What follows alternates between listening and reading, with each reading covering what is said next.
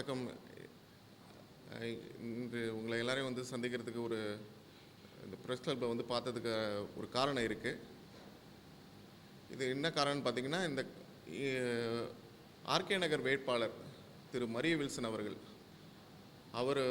அவரை பற்றி அவருடைய பின்புலம் என்ன, அவர் ஆர்கே நகருக்கு எதுக்கு இப்போது அவர் பிரச்சாரத்தை மேற்கொண்டுட்ருக்காரு, அதுக்கான காரணம் என்ன, ஆர்கே நகர் மக்களுக்கு அவர் தேவையா இல்லை அவருக்கு ஆர்கே நகர் மக்கள் தேவையான்றது பற்றி ஒரு விரிவான ஒரு பத்திரிகை சந்திப்பு தேவைப்பட்டுச்சு.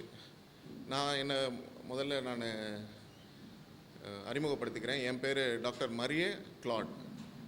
நான் மரிய வில்சனுடைய சொந்த அண்ணன். மரிய வில்சன் ஆர்கே நகர் வேட்பாளர் மரிய வில்சன் என்னுடைய உடன் பிறந்த சகோதரர். அது மட்டும் இல்லை, ஜேபிஆர் எமிபாய் எஜுகேஷனல் ட்ரஸ்ட், அது கீழே இயங்கும் கல்லூரி, அப்புறம் பள்ளி, இது ரெண்டுத்துக்கும் நாங்கள் 2 பேர் தான் தாளாளர், ட்ரஸ்டீஸ். நாங்கள் 2 பேர் மட்டும்தான். எங்களுக்குள்ளே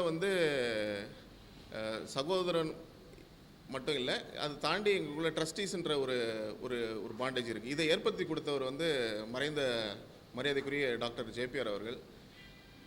இந்த கல்லூரியும் இதையும் நிர்வகிக்கிற பொறுப்பு எங்கள் 2 பேருக்கும் உண்டு. இதில் என்ன எங்களுக்குள்ளே முதல்ல ஒரு பிரச்சனை வருதுன்னா, 2022 பார்த்தீங்கன்னா ஒரு பேங்க்லேருந்து ஒரு நோட்டீஸ் வருது. என்ன நோட்டீஸ்னு பார்த்தீங்கன்னா, என்பி நோட்டீஸ், நான் பெர்ஃபார்மன்ஸ் அசெட். அதாவது ட்ரஸ்ட்டுடைய அக்கௌண்ட்ஸ் எல்லாமே நான் பெர்ஃபார்மிங் அசெட்டாக மாறுது. அதாவது ட்ரஸ்ட்டு திவால் ஆகுது. அதேமாரி ப்ராப்பர்ட்டிஸ் எல்லாமே அட்டாச்மெண்ட்ஸ் போடுறாங்க. பேங்க்கு, இந்தியன் பேங்க், அதில் ஒரு நம்ம கொலேட்ரலாக வச்சுருந்த லேடிஸ் ஹாஸ்டல் அட்டாச்மெண்ட்டில் போகுது. இதை கேள்வி கேட்குறேன், ஏன் இப்படி, எதுக்கு இந்த மாதிரி அட்டாச்மெண்ட் ஆகுச்சு, எதுக்கு கொலேட்ரல் வச்சிங்க? இதெல்லாம் யாருக்கும் தெரியாமல் அவரே செஞ்சது, தன்னிச்சையாக செஞ்ச வேலை. இதை கேள்வி கேட்டோடனே அவருக்கு ரொம்ப கோபம் வருது. அது இல்லாமல் பார்த்திங்கன்னா, அவரும் ஃபாதர் மைக்கேலும், சென்ட் தாமஸ் மவுண்டில் இருக்கிற ஃபாதர் மைக்கேல்ன்றவரும் இணைஞ்சு என்ன பண்ணுறாங்க, ட்ரஸ்ட்டில் இருக்கிற ஒரு 4.57 ஏக்கர்ஸ் ஆஃப் லேண்டை எடுத்து அவங்க தனியாக என் பேரில் இருந்த, அதாவது எனக்கு மேலே லீஸில் இருந்த லேண்டை எடுத்து ட்ரஸ்டியாக இருந்தது அவர் மைக்கேல் இம்பர்சனேட் பண்ணி அந்த இதை கேன்சல் பண்ணுறாரு. இதை கேள்வி கேட்டு நான் ஒரு சென்னை உயர்நீதிமன்றத்தில் ஒரு சூட் ஃபைல் பண்ணுறேன். இது சூட் ஃபைல் பண்ண உடனே எனக்கு ஒரு இன்ட்ரீம் ஆர்டர் மரியாதைக்குரிய ஜஸ்டிஸ் கிருஷ்ணன் ராமசாமி அவர்கள் கிட்டேருந்து கிடைக்குது. ஒரு இன்ட்ரீம் ஆர்டர் கிடைச்ச உடனே அன்னைக்கு இரவே, அன்றைக்கி நடக்குது, அடுத்த நாள் இரவு நடக்குது. ஆகஸ்ட் 8ஆம் தேதி மரிய வில்சன் அவருடைய ஆட்கள் எல்லாம் பாண்டிச்சேரியில் இருக்கிற எங்கள் வீட்டில் உள்ளே பூந்து வீடை உடச்சி உள்ளே நான், என் மனைவி, என்னுடைய 3 குழந்தைகள் இருக்கிற எங்களோட வீட்டில் உடச்சிட்டு, நான் பேசுவாங்கன்னு சொல்கிறேன். நீங்கள் அந்த வீடியோ பார்த்துருப்பீங்க. வாங்க பேசிப்போம் எதுவாக இருந்தாலும்ன்றேன். ஆனால் அவர் அது கேட்காம கொலவெறி தாக்குதல் என் மேலேயும் என் மனைவி மேலேயும். என் மனைவிக்கும் இதுக்கும் எந்த சொத்து பிரச்சனைக்கும் எதுவும் சம்பந்தம் கிடையாது. ஆனால் அவர் எங்கள் 2 பேரையும் டார்கெட் பண்ணி, அதுவும் கொலவெறி தாக்குதல் ஏன் சொல்கிறேன்னா, இந்த நேரத்தில் ஒரு அடியும் பார்த்திங்கன்னா எங்களுடைய தலையை டார்கெட் பண்ணி தான் அடி விழுந்துச்சு. அதுக்கு முன்னாடியே 2 அந்த அன்றைக்கி சூட் ஃபைல் பண்ணி ஆர்டர் கிடச்ச உடனே அவர் நிறைய ஃபோன் கால்ஸ் மூலிமா த்ரெட் கொடுத்துட்ருக்காரு. நீ இருக்க மாட்டே, நீ உன்னை நான் ஒழிச்சிருவேன் அப்படிலாம் சொல்லிவிட்டு. அன்றைக்கி எங்களை வேண்டாம்னு சொல்லி என் மனைவி மேலே தலையில் அடிக்கு. அன்றைக்கி ஏதாவது ஒன்று ஆகிருந்ததுன்னா, எங்கள் தலைமையில் பட்ட அடிகள் கரெக்டான டைமில் எங்களுக்கு பக்கத்து வீட்டுக்காரருங்க போலீஸ் கூட்டு வரலன்னா, எங்களுக்கு அன்றைக்கே இந்நேரம் நாங்கள் இந்த பத்திரிகையாளர் சந்திப்பே நடந்திருக்காது. ஸோ அதுக்கப்புறம் என்ன நடந்ததுன்னு பார்த்தீங்கன்னா, அவர் மேலே ஒரு வழக்கு தொடர்ந்தோம் பாண்டிச்சேரி லாஸ்பெட் போலீஸ் ஸ்டேஷனில். எங்கள் வீட்டுக்குள்ளே அடித்தாருன்ட்டு. ஆனால் போலீஸ் அவர் எதுவாக இருந்தாலும் பணத்தில் சாதிக்கிற ஒரு நபர். அதனால் லைட்டர் செக்ஷன்ஸ் போட்டாங்க. வெறும் ட்ரெஸ்பாசிங், மிஸ்சீஃப்ஸு அந்த மாதிரி போட்டாங்க. அப்புறம் என்ன ஆகுதுன்னா, இதை தாண்டி பார்த்து கொஞ்ச நாள் சமாதானமாக போகுது. ட்ரஸ்ட் கேஸும் போயிட்டுருக்கு, ஆர்டர் வாங்கினதும் அப்படியே இருக்குது. நடுவில் என்ன பண்ணுறாரு, சமாதானத்துக்கு வரணும்னு சொல்லிட்டு குடும்ப நண்பர்கள், பெரியோர் எல்லாம் வந்து கேட்குறதுனால ஒரு ஒரு ஒரு ஒரு உடன்படிக்கை இல்லை ஒரு சமாதானம் ஆகிடுவோம். இனிமேல் வந்து ட்ரஸ்ட்டு நமக்கு ஆர்கனைசேஷன் இருக்குது, அதுக்கோசரம் நம்ம வந்து நம்மளுடைய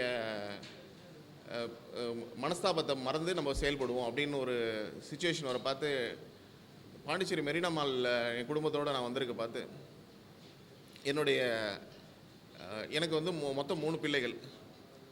2015 கல்யாணம் ஆகி 16 வருஷம் ஆச்சு, குழந்தை எனக்கு இல்லை. அப்போ நாங்கள் 2015 வந்து காரான்ற அடாப்ஷன் ஏஜென்சியில் நாங்கள் வந்து அடாப்ஷனுக்கு பதிஞ்சு பல நாட்கள் ஆச்சு, பதில் வரல. சரி, நாங்களும் எங்களுடைய முயற்சியில் 2 குழந்தைகள் எங்களுக்கு ட்வின்ஸ் 2019 எங்களுக்கு பிறக்கிறாங்க. பார்த்தீங்கன்னா எங்களுக்கு 2021 வந்து காராலேருந்து ஒரு ஃபோன் வருது, சென்ட்ரல் அடாப்ஷன் ரிசோர்ஸ் ஏஜென்சிலேருந்து எங்களுக்கு ஃபோன் வருது. இந்த மாதிரி வந்து உங்களுக்கு ஒரு பெண் பிள்ளை அலாட் ஆகிருக்கு அப்படின்னு சொல்லிட்டு. அதை வந்து நாங்கள் கோர்ட்டில் போய் த்ரூ லீகல் அப்ரோச்சில் எங்களுக்கு அந்த குழந்தை கிடச்சி. அப்போயே ஜட்ஜி கேட்டார், உங்களுக்கு 2 குழந்தை இருக்கே, இப்போ இந்த குழந்தை உங்களுக்கு அலாட் ஆகிருக்கே, இது வேணுமா அப்படின்னு கேட்டால் நாங்கள் இதுக்கு முன்னாடியே கமிட் ஆகிட்டோம் அப்படின்னு சொன்னோம். 2015 இந்த குழந்தை வேணும் அப்படின்னு நாங்கள் கமிட் ஆகிட்டோம். அதனால் எங்களுக்கு அந்த குழந்தையும் கிடச்சிச்சு. அந்த பெண் பிள்ளை அது 6 மாதம் குழந்தைய எங்களுக்கு கொடுத்தது. அந்த பெண் குழந்தையை வந்து நாங்கள் சமாதான உடன்படிக்கைன்னு வந்தோம் அந்த டைமில் பார்த்தீங்கன்னா மெரினா மாலில் நாங்கள் வந்துட்டு குடும்பத்தோடு திரும்பி போகிற டைமில் எங்களுக்கு எங்கள் காரில் கொஞ்சம் பிரச்சனையாக இருக்க பார்த்து என் தம்பி வந்து அன்றைக்கி சமாதானம் மாதிரி பேச வந்தார், மரி வில்சன். அவர் வீடு பக்கத்தில் இருக்கிறதுனால நான் என்னோட பிள்ளைக்கு வந்து உடம்பு சரியாமல் போயிடுச்சு. நான் கொஞ்சம் வீட்டில் எடுத்துகிட்டு போய் சாப்பாடு கொடுத்துருக்கேன் அப்படின்னாப்பில் என்ன சரி நான் அனுப்பிச்சி விட்டேன். அதுக்கப்புறம் நாங்கள் ரொம்ப லேட் ஆகிட்டோம், நான் பாண்டிக்கு போயிட்டோம். அடுத்த நாள் நான் வந்தேன் குழந்தைய அழைச்சிட்டு போகிறதுக்கு. அதுலேருந்து எங்கள் குழந்தைய கொடுக்கவே இல்லை அவர். இன்றைக்கி தரேன், நாளைக்கு தரேன். அப்புறம் அவர் வீட்டுக்கு பல முறை சென்றேன். அப்புறம் ஃபோன் பண்ணேன், வீடியோ காலில் வா, இந்த மாதிரி தட்டி கழிச்சிட்டே இருக்கிறார். தட்டி கழிச்சிட்டே இருக்கிற பார்த்து எனக்கு ஒரு சந்தேகம் வந்துருச்சு. அப்புறம் ஒரு நாள் வந்து கொஞ்சம் இப்போ நான் வரேன், எனக்கு குழந்தை வேணும்னு கேட்க பார்த்தேன். சரி, நீ ட்ரஸ்ட்லேருந்து விலகிக்கிங்க, ரெசிக்னேஷன் ஒன்று கொடுத்துறேன், அதே மாதிரி நீ ட்ரஸ்ட்டில் போட்டு இல்லை அந்த சூட்டை திருப்பி வாபஸ் வாங்கிக்கோ, வாபஸ் வாங்கிட்டீங்கன்னா எல்லாமே முடிச்சிடும், கம்ப்ளீட்டாக முடிச்சுப்போம் அப்படின்னு. அது இப்போ தான் எனக்கு பேச்சு என்ன வேறு மாதிரி பேசுகிறாரு அப்படின்னு சொல்லிட்டு இது பேச்சு சரியில்லைன்னு என் மனைவி ரொம்ப மன அழுத்தத்தில் போயிட்டாங்க. எனக்கு வேறு வழி இல்லாமல் ஹைகோர்ட்டில் ஹெச்சிபி போட்டேன். ஹேபஸ் கார்பஸ் பெட்டிஷன் போட்டு, ஹேபஸ் கார்பஸ் பெட்டிஷன் அப்போது டியூரிங் த இன்வெஸ்டிகேஷன் நிறைய அலிகேஷன்ஸ் அவர் இந்த மாதிரி குழந்தை வந்து நானே வச்சுக்கிறேன், நான் தான் வளர்த்தேன் அப்படி இப்படின்னு அலிகேஷன் போட்டால் அதை தரவாக இன்வெஸ்டிகேட் பண்ண ஆனரபிள் ஜஸ்டிஸ் நிர்மல்குமாரும் ஆனரபிள் எம் சுந்தர் ஜஸ்டிஸும் 2 பேரும் பண்ணிவிட்டு கடைசியில் குழந்தைய எங்கள்கிட்ட கொடுத்தாங்க. இது வந்து இவங்க தான் வளர்த்துருக்காங்க, இவங்கள்ட்ட கொடுப்போம். அந்த அவங்களுக்கு அந்த ரிப்போர்ட்ஸ்லாம் கொடுத்துருக்கேன் நான், அந்த ஆர்டரில் என்ன இருக்குன்னா பிகாஸ் மரி வில்சன், இந்த ஆர்கே நகர் வேட்பாளர் மரி வில்சன் பார்த்தீங்கன்னா அவருக்கு வந்து 2012 வந்து 10 வந்து டிவோர்ஸ் ஆகிடுச்சு. டிவோர்ஸ் ஆனே அவர் சிங்கிளாக தான் இருக்கிறார் இன்னி வரைக்கும். அவர் சிங்கிளாக தான் இருக்கார். அவர் வந்து அந்த ஆர்டரில் என்ன மென்ஷன் பண்ணியிருக்காங்கன்னா, ஒரு according to JJ Act 57 Section 4, a single male cannot have a custody of a minor girl child. இது வந்து கிளியராக மென்ஷன் பண்ணி ஆனரபிள் ஜஸ்டிஸ் அந்த ஆர்டரில் கொடுத்துருக்காங்க. நீங்கள் அந்த மாதிரி கஸ்டடி வைக்கிறது தப்பு, இம்மீடியட்டாக இப்பயும் வைக்கிறது இப்போ இல்லை, எப்பயுமே நீங்கள் உங்கள் கூட இருக்கக்கூடாது அப்படின்னு சொல்லி ஆர்டர் கொடுத்துட்டாரு. அந்த ஆர்டரை வாங்கிட்டு சந்தோஷம், சரி நம்ம வந்து அந்த புயலெல்லாம் கடந்துட்டோம், இனிமேல் நம்ம வந்து நமக்கு நல்ல டைம் ஆரம்பிச்சிருச்சின்னு பார்த்து அதுக்கப்புறம் தான் அவருடைய சுயரூபம் வந்து ரொம்ப மோசமாக போயிட்டுருக்கு. அவர் எங்களை வீட்டில் வந்து அடித்து கொலவெறி தாக்குதல் நடந்ததோட அவர் என்ன பண்ணாருன்னா, அதுக்கப்புறம் ப்ராக்சின்னா இன்னொரு 3-4 ஆளுங்களை செட் பண்ணி எங்கள் மேலே டெய்லி எங்களுக்கு கொலை மிரட்டல், எங்களுக்கு டெய்லி ஒரு துன்புறுத்தல், 3 போலி வழக்குகளை வந்து எங்களை பாண்டிச்சேரியில் கிராண்ட் பஜார் போலீஸ் ஸ்டேஷனில் வந்து ஒரே 2 வாரத்தில் அடுத்தடுத்து 2 வழக்குகள். ஒரு ஆள், அவர் பேர் வந்து அட்வொகேட் பாஸ்கர், அவருடைய லீகல் அட்வைசர், அவரை வச்சு எங்கள் மேலே ஒரு பொய் வழக்கு கண்டினியூஸாக என் மேலேயும் என் மனைவி மேலேயும். அடுத்தது இன்னொரு வழக்கு சிபிசிஐடியில், அதுவும் ஒரு ஜோடிச்ச வழக்கு. 3 வழக்குக்குமே நானும் என் மனைவியும் ஹைகோர்ட் அப்ரோச் பண்ணி ஆன்டிசிபேட்டரிக்கு வாங்கி அதை போலீஸில் போய் கம்ப்ளைண்ட் பண்ணி எல்லாத்தையும் முடிக்கிறதுக்குள்ளே எங்களுக்கு முடித்து அதை வெளில வர்றதுக்குள்ளே அந்த ப்ராசஸில் பார்த்தீங்கன்னா எங்களுடைய கடைசி அந்த அடாப்டட் குழந்தைய அவர் வந்து எங்கள் வீட்டில் வந்து திருப்பி அகெயின் எடுத்துகிட்டு போய் வச்சுக்கிட்டார். என்ன வச்சுக்கிட்டாருன்னா, இதுக்கப்புறம் நீ வந்து ட்ரஸ்ட்டை விட்டு நீ போயே ஆகணும், போகலன்னா இந்த குழந்தை வந்து போயிட்டு நான் உனக்கு உடனே இமீடியட்டாக குழந்தைய கொடுத்துறேன், நான் அது வரைக்கும் பார்த்துக்கிறேன் குழந்தைய அப்படின்னு சொல்லிட்டு. இதுக்கு எங்களுக்கு கன்சென்ட் கிடையாது. குழந்தைய வச்சுட்டு இன்னைய வரைக்கும் எங்களை வந்து ஆர்ம் ட்விஸ்ட் பண்ணிகிட்டு இருக்காரு. இதுக்கு கேட்டால் எங்களுக்கு நாங்கள் பிளாக்மெயில் பண்ணுவோன்ட்டு. கரோனா காலத்தில் என் ட்ரஸ்ட்டில் நான் ஒரு ட்ரஸ்டியாக என்னுடைய வீடை நான் பிளட்ஜ் பண்ணி 1.5 கோடி எடுத்து நான் ட்ரஸ்ட்டுக்கு, ஏன்னா அன்றைக்கி சம்பளம்லாம் கொடுக்கணும், ஸ்டாஃப்ஸ் இருக்காங்க, ஆஃப் சேலரி இருக்குது எல்லாருக்கும், சரி அந்தமாதிரி நடக்கக்கூடாது, எல்லாருக்கும் ஃபுல் சேலரி கொடுக்கணும்னு சொல்லிட்டு என் வீடை பிளட்ஜ் பண்ணி நான் ட்ரஸ்ட் ஃபண்டில் போட்டு அந்த ட்ரஸ்ட் ஃபண்ட்லேருந்து எல்லாருக்கும் கொடுத்த இதை வந்து அந்த பணத்துக்கு எனக்கு கேட்டு நான் திருப்பி எங்கேயாவது வழக்கு தொடர்ந்துருவோணும்னு சொல்லிட்டு அந்த பணத்தை உடனே போட்டு அந்த பணத்தை நீ வந்து வச்சுட்டு பிளாக்மெயில் பண்ணுற அப்படின்னு இப்போ என் மேலே பொய் அலிகேஷன்ஸ் போட்டுட்ருக்கு. அது சொல்ல முடியாதுல்ல சார். ஆமாம் சார், மேனேஜிங் ட்ரஸ்டின்னு ஒரு இது இருக்குது, சைனிங் அத்தாரிட்டி ஒன்று. ஃபண்ட்ஸ் எல்லாம் ஒரு ஆள் தான் டீல் பண்ணிகிட்டு இருக்காரு. ஃபண்டு வந்து அவர் தான் டீல் பண்ணிகிட்டு இருக்காரு. ஃபண்ட்ஸ் மட்டுமே அவர் மட்டும் பண்ணுறாரு. நம்ம வந்து பாஸ் பண்ண தான் முடியும். இப்போது ஒரு விஷயத்தில் யுனானிமஸாக முடிவு எடுக்கிறாரு, நான் பாஸ் பண்ணணும்னு அவசியமே கிடையாது, நீங்களே வந்து கையெழுத்து போட்டு நீங்களே கொடுத்துறீங்க. நான் இந்த பிரச்சனை ஆரம்பிக்க பார்த்து தான் நான் முதல்ல வழக்கு தொடுக்கிறேன். யூனிலேட்ரல் மிஸ்அப்ராப்ரியேஷன்ஸ் தான் என்னுடைய வழக்கு. என்னோட அடாப்டட் சைல்டு. ஆமாம்,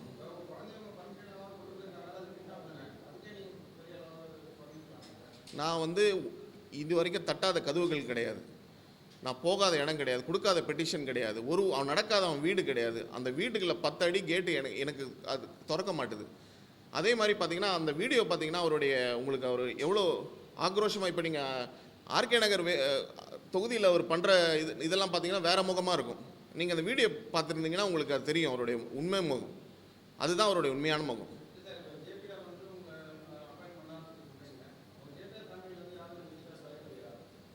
சார் எல்லாருமே வந்து அவங்கவுங்க தட்டில் இருக்கிற அவங்கவுங்க சாப்பாடு, அதுதான் இது. எல்லாருமே பார்த்தீங்கன்னா ஒருத்தவங்களும் ஒரு இதுதான். சப்போர்ட்டிங்னா எப்படி கேட்குறீங்க நீங்கள்?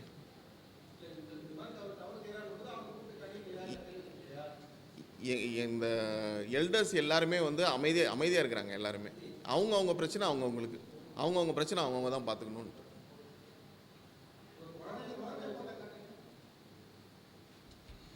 குழந்தை ஃபோட்டோ காட்டலாங்களா?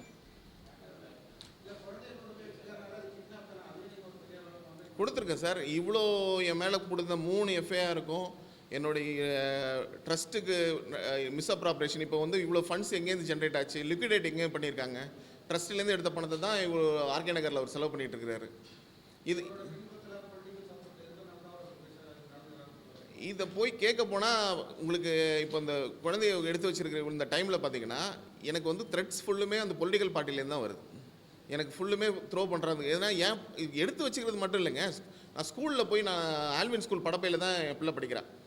அங்கே போய் நான் அந்த பிரின்ஸிபலை பார்த்து கேட்குறேன், அப்போ பேரை மாற்றி வச்சுருக்காப்புல. என் பேரை எடுத்துகிட்டு அவர் பேரை இணைச்சி போட்டிருக்காரு. இப்போ பிறந்தநாள் விழாக்கு நான் போகிறேன், சர்ச்சில் பார்க்க போகிறேன், மிரட்டப்படுறேன், விரட்டி அடிக்கப்படுறேன். அவ்வளோ பேர். ஏன்னா கூட இருக்கிறவங்களாம் இப்போ நீங்கள் ஆர்கே நகரில் ஒரு கூட இருக்காங்க பார்த்தீங்களா, குண்டாஸில் இருந்தவங்க எல்லாருமே, பாண்டிச்சேரியில் குண்டாஸ் வழக்கில் இருந்தவங்க, அவர் பாடி கார்டாக ஒரு 6 பேர் வச்சுருக்காருங்க. நான் பேரை கூட மென்ஷன் பண்ண முடியும். நீங்கள் எனக்கு ப்ராப்பர் என்கொயரி எதுன்னு சொன்னீங்கன்னா நான் சொல்லுவேன், நான் எல்லா பேரையும் யார் என்னன்ட்டு. இங்கே எல்லாருமே ஃபோட்டோவோட சொல்லுவேன் நான். எல்லாருமே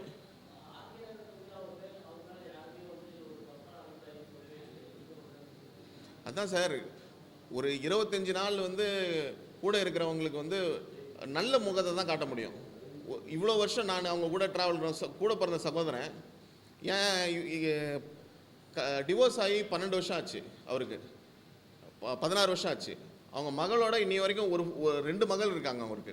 கல்யாணம், ஒரு மகளுக்கு வந்து மூத்த மகளுக்கு திருமணமாகிடுச்சு அவங்களுக்கு. அவங்களுக்கு அந்த கல்யாணத்துக்கு கூட போல அவர், அந்த கல்யாணத்துக்கும் போல் ஒரு செல்ஃபி, ஒரு குரூப் ஃபோட்டோ காட்ட சொல்லுங்கள். இப்போ ரீசெண்டாக எடுத்தது இல்லைன்னா அந்த 12 வருஷத்தில் 16 வருஷத்தில் நடந்தது, எதுலேயுமே பார்ட்டிசிபேட் பண்ண மாட்டார். பார்ட்டிசிபேட் பண்ண மாட்டார் கிடையாது. எதுலையுமே ஈடுபாடு இல்லாத ஒரு மனுஷன். இது ஆர்கே நகர் மக்களுக்கு புரியாது இல்லைங்களா? இப்போ பார்த்தீங்கன்னா ரொம்ப பாசமாக பழகுறாரு. யார் வந்து அவருக்கு தீபாராதனை காட்டினாங்கன்னா உடனே அவங்களுக்கு வந்து இது செஞ்சிருவோம் அது செஞ்சிருவோன்ற. இன்ன வரைக்கும் அவர் எதுவுமே செஞ்சது இல்லைங்களே, யாருக்குமே. சொந்த மகளுக்கே செஞ்சது இல்லைங்களே, மகளுக்கு செஞ்சதில்லை. அவங்க முன்னாள் மனைவி அவங்க வந்து அவங்க பிள்ளைய அவங்க தானே வளர்க்குறாங்க, வளர்த்துக்கு திருமணமெல்லாம் செஞ்சு கொடுத்துருக்காங்க. அப்போனா அவங்க எவ்வளோ சிரமப்பட்டிருப்பாங்க ஒரு சிங்கிள் விமனாக. சிங்கிள் விமனுக்கு ஒரு ப்ரொடெக்ஷன் கொடுக்குறேன்ற. சிங்கிள் விமனுக்கு அந்த அவங்க முன்னாள் மனைவிக்கு அவருக்கு என்ன செஞ்சார்? ஒரு தகப்பனா எதுவும் செய்யணும் இல்லைங்க, அதெல்லாம் தெரியாது இல்லைங்க மக்களுக்கு.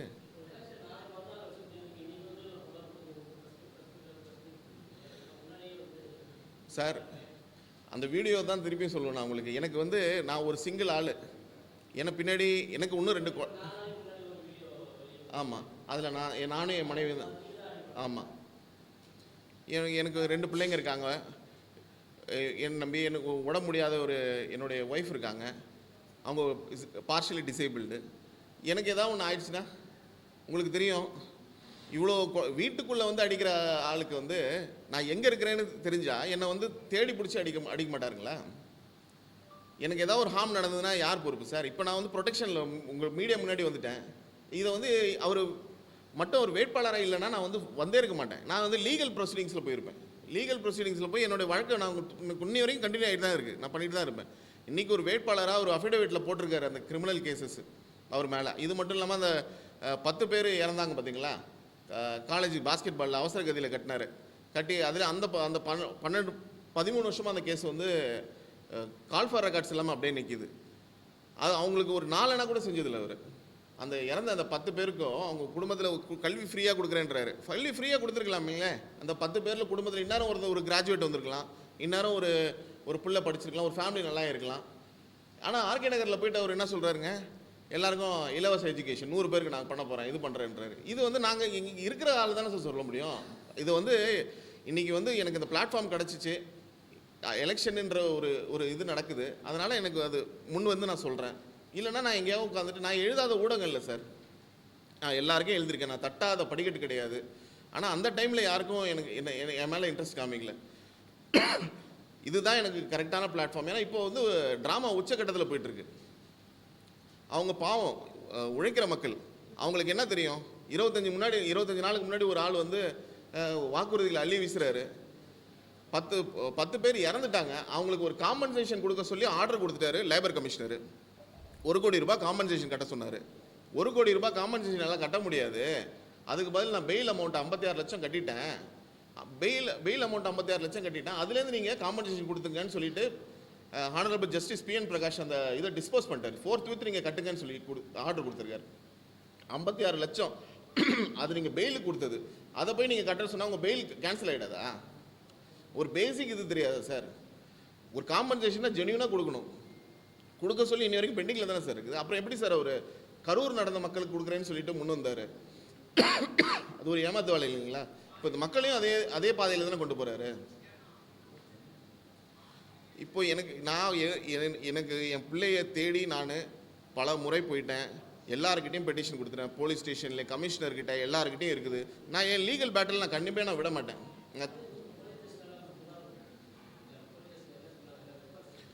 சார் இது வந்து சகோதரனுக்கு இடையே நடக்கிற பிரச்சனை, நீங்களே தீர்த்துங்க அப்படின்னு சொல்ல பார்த்து வெளியில் வந்தோடனே அவன் பாஷை மாறுது. அவருடைய மாசை உன்னால் முடிஞ்சால் பார்த்துக்கோ, நீ ட்ரெஸ்லேருந்து எப்போ வெளில போகிற?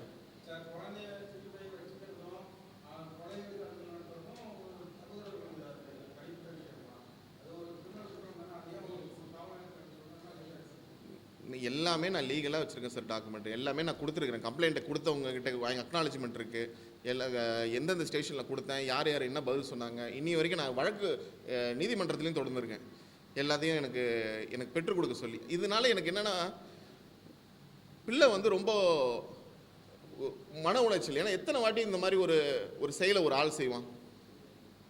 எனக்கு என்ன ஆச்சுன்னா காரால் போயிட்டு அவங்களுக்கு சரண்டர் லெட்டரே கொடுத்துட்டு என்னால் முடியல. ஏன்னா அந்த பிள்ளைய எப்படி படுத்தக்கூடாது, குழந்தை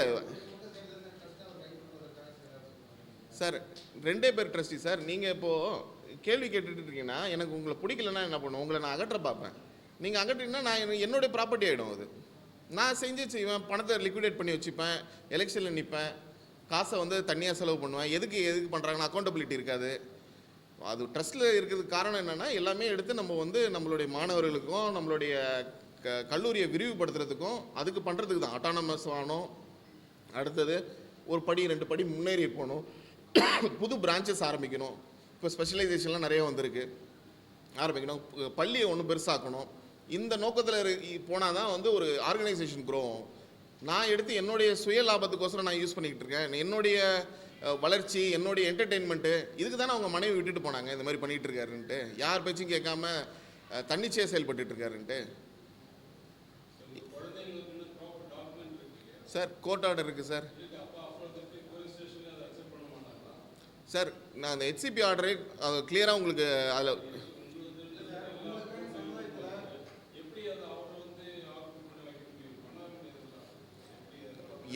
எதை எடுத்தாலும் பணத்தால் சாதிக்கணுன்ற ஒரு கேரக்டர் இருக்குது பார்த்து. நீங்கள் நான் என்னுடைய முயற்சியை நான் பண்ணிட்டேன். இப்போ பண்ணுறதும் என்னுடைய முயற்சி தான். இன்னும் முயற்சிகள் தொடரும். நான் கோர்ட்டில் ஃபைல் பண்ணியிருக்கிறேன் எஃப்ஐஆர் போட சொல்லி. அதுவும் தொடரும். என்னுடைய இதோட நிற்க போகிறதில்ல. ஆனால் என்னுடைய முயற்சி என்னென்னா, என்னுடைய 2 பிள்ளைங்க இருக்காங்க, என் மனைவி இருக்காங்க. இந்த குழந்தைக்கு வந்து நான் ரொம்ப ஆசையாக நாங்கள் அடாப்ட் பண்ண குழந்தை. எங்களுக்கு பிள்ளை வந்த பிறகு தான் எங்களுக்கு வந்து அதுக்கப்புறம் லைஃப் வந்து ஃப்ளரிஷ் ஆச்சு. 16 வருஷம் வந்து வெயிலில் இருந்தோம் குழந்தை இல்லாமல். 16 வருஷத்துக்கு அப்புறம் சொசைட்டியால் ஒதுக்கப்பட்டிருந்தோம். யாருமே எங்களை எந்த விஷயத்துக்கும் கூப்பிட மாட்டாங்க. இதுக்கப்போ எல்லாமே நடந்து என்ன வர பார்த்து இந்த மாதிரி ஒரு கேரக்டர் வந்து எங்கள் வாழ்க்கையை கெடுத்துட்டு இருக்குது. இப்போ என்னென்னா, எனக்கு எவ்வளோ இதுனா, இதை வந்து நான் திருப்பி அந்த ஏஜென்சிட்ட, கவர்மெண்ட்டை, சைல்டு வெல்ஃபேர் கமிட்டிகிட்ட நான் கிளியராக லெட்டர் சரண்டரிங்கே எழுதிட்டேன். என் குழந்தைய வந்து நீங்கள் யாருக்காவது நல்ல ஒன்றும் யாரால் முடியுமோ இந்த மாதிரி பிரச்சனை எல்லாம் இருக்கக்கூடாது, யானோ வந்து இந்த மாதிரி பிடுங்கிட்டு போகக்கூடாது, ஏதோ ஒரு காழ்ப்புணர்ச்சி காரணமாக குழந்தைகிட்ட காமிக்கக்கூடாது. நீங்கள் எங்கேயாவது சரண்டர் பெட்டிஷன் கொடுத்துட்டேன் சார். நான் லெட்டர் கொடுத்துட்டேன். இப்போ 5 கொடுத்துட்டேன் சார். சைல்டு வெல்ஃபேர் கமிட்டியில் தான் நாங்கள் சரண்டரே கொடுத்துட்டேன். நீங்கள் வந்து குழந்தைய வாங்க, நம்ம எடுத்துகிட்டு போயிடுங்க. எங்கேயாவது நல்ல கப்பல், எங்கேயாவது உங்களுக்கு அவளோட செக்யூரிட்டி தான் எனக்கு ரொம்ப முக்கியம். அவள் நல்லா ஆரோக்கியமாக சேஃப்டியோடு இருந்தால் போதும் எனக்கு. இதில் என்னென்னா, ஒரு குழந்தைய எடுத்துகிட்டு போனது மட்டும் இதுக்கு பிரச்சனை கிடையாது. பேரை மாற்றிருக்கிறாரு. பேர் வந்து இப்போது என் பேரை சொல்ல முடியாத நிலைமையில் இருக்கேன். உங்களுக்கு அந்த டாக்குமெண்ட்ஸ் எல்லாம் ப்ரொவைட் பண்ணியிருக்கேன் பாருங்கள். பிள்ளைய என் பேர் இருக்கும், ஆனால் அவருடைய பேரை போட்டு எல்லா இடத்துலையும் ஸ்கூல்லையும் கொடுத்துருக்காரு. இப்போது பிறந்த நாள் 29 ஜனவரி 29க்கு போனதுக்கு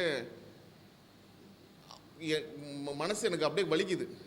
அவர் பேரை போட்டு அவர் கொடுத்துருக்காரு. இதில் வந்து அவங்களுடைய புது அந்த கட்சி இப்போது ஆர்கே நகரில் நிற்கிறாரு பார்த்தீங்களா, அவரெல்லாம் போய் என் குழந்தையெல்லாம் தூக்கி இந்த ஃபோட்டோ உங்களுடைய பார்வைக்கு வைக்கிறேன். நான் என்னுடைய இது என்னென்னா, என்னுடைய போராட்டம் தொடரும். நான் வந்து இந்த மரிய வில்சன் என்றவரை வந்து இப்போ சார் கேட்ட மாதிரி அவர் மேலே எல்லாம் நல்ல ஒப்பீனியன் தானே சொல்கிறாங்க சார்.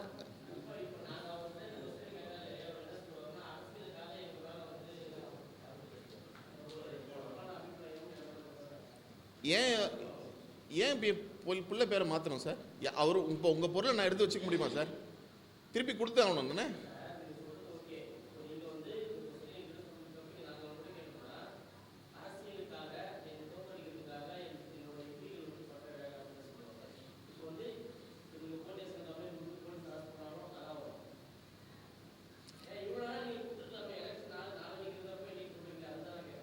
சார் இவ்வளோ நாள் நான் பண்ணாத முயற்சியே கிடையாது. அதே ஸ்டேஷனில் நான் கம்ப்ளைண்ட் பண்ணதுக்கு உங்களுக்கு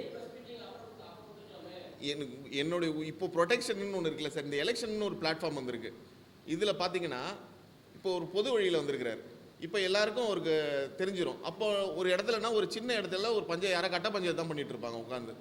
இப்போனா வந்து அதை பண்ண முடியாது பார்த்தீங்களா. இப்போ உட்காந்து எல்லாருக்கும் பதில் சொல்லணும். இப்போ நீங்கள் கேள்வி கேட்குறீங்க அவர்கிட்ட, அரசியல்னு சொல்லிடலாம், ஆனால் இதை தட்டி கழிச்சிட்டு போக முடியாதுல்ல அவரால்.